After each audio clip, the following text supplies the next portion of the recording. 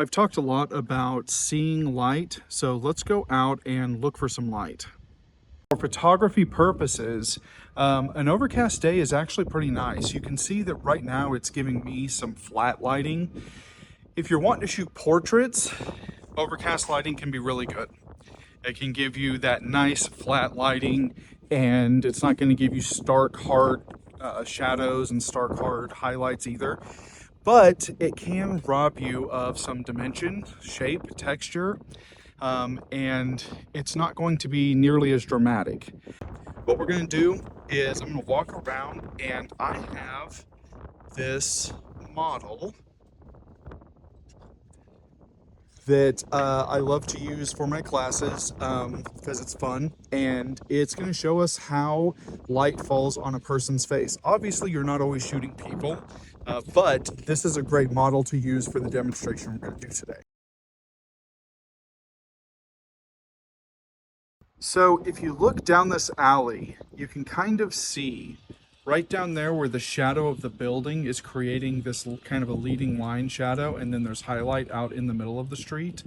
So that's what I mean by seeing light, is noticing where it's falling. And then you can also see the shadow of the building running along this alley. Then those shadows creating leading lines. That's one of the first things I try to look for is, where are those hard shadows? Where are the highlights falling? And that's going to give me an idea of what I might want to do. Again, I'm battling between overcast and sunny. So right now in the shadows, and it's sunny out there, so the lines are really hard. So I'm going to try and make use of that real quick. What I'm doing is I'm putting my subject right in the corner of where the highlight and shadow are kind of meeting. So I'm going to use some of the shadow to lead towards it, but then I'm going to use the sunlight to create directional lighting on the object. So we can kind of see that here, and I'm going to get down on the ground to take this shot because I want that low perspective.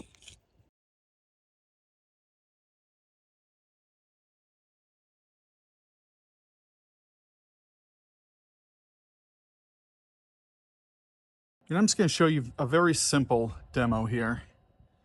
We've got our object in the shade, and you can see that there aren't a whole lot of shadows. There's a little shadow under his jawline there. Now we're going to come out here into the sun, and man, look at how much different that is.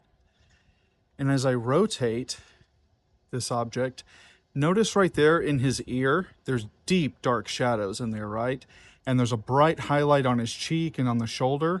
I come back over here, and now everything is flattened out. So this is what we mean when we say flat light. Flat light means that there's not a lot of contrast. In his ear, where the hair divides in his ear, we can see detail now. And there's not a really hard highlight on his face or on his shoulder. The highlights are there, but they're not nearly as strong as when we walk out here. Much, much stronger. And so when we're shooting in this type of a situation, it can actually be a little bit easier to figure out our exposure because everything is going to look decent, right? But the problem is while everything might look decent, nothing looks outstanding. We come out here and now we have drama. I mean, just look at his eye, right? The orbital bone creates that shadow, and you can see that it creates drama, more and less drama as I shift it back and away. So now you can kind of take from that if you had a person out here, you could tilt their head down or tilt their head up to change what those shadows look like on their face. And also we see back here again, we have that hard edge shadow that creates this perfect little positioning spot. That's where I put the model for my image. We can use those shadows to create leading lines to our subjects. Just kind of like this, you can kind of see how that shadow there can make a leading line to it. I can either shoot in the sun or in the shade, and I can use that shadow as a leading line either way. Let's take a look at this light on me.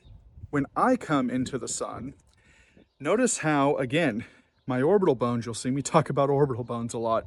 My orbital bones just kind of protrude, right? And so I've got really hard shadows inside. And in fact, when I put my hand up, obviously, you can see how hard the sunlight is.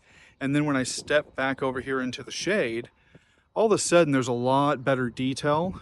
You can see kind of all of my eyes a little bit better. But, okay, now the sun just went away on me, so I went to step back out here and it's gone. And that's something you have to get used to as a photographer. If you're going to shoot outside, especially if you're going to be basically just a natural light photographer, you have to be aware of what that sun's doing and what it's going to do at any given moment. We're looking for light, but it's not just about the obvious things, you know, like where there's a lot of strong light hitting a certain area or something. It's also about areas like this doorway, that you can see that obviously there's a shadow cast inside the doorway. The red brick outside has a certain tonality, and then inside it's got a little bit deeper, darker tonality. So we can also use things like that to break up our light a little bit. So what I'm going to do is I'm going to set my statue down on the step there, and we're going to take a shot and see what it looks like.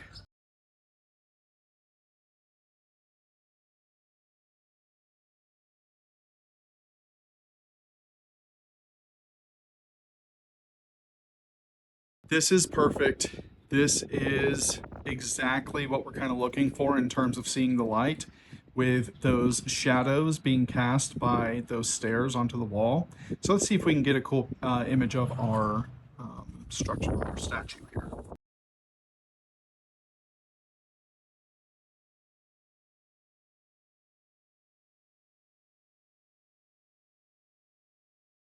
Looking for the light doesn't always just mean if I'm on my certain subject that I brought. This right here also, when I'm looking at architecture, I think it's interesting to look for things like this, where the light is kind of cutting this building in half. So I'm gonna take a shot of that and see what we got.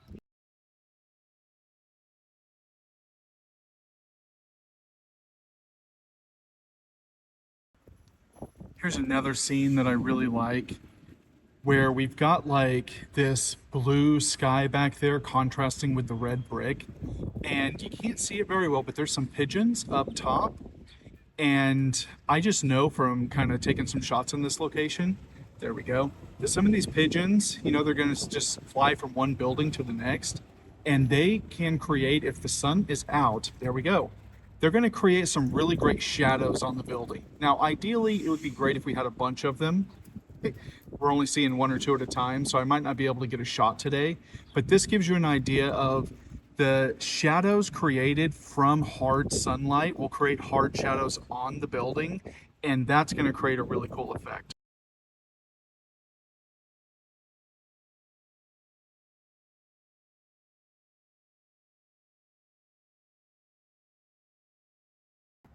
Here we go. The sun's coming out. That light pole right there is causing a shadow.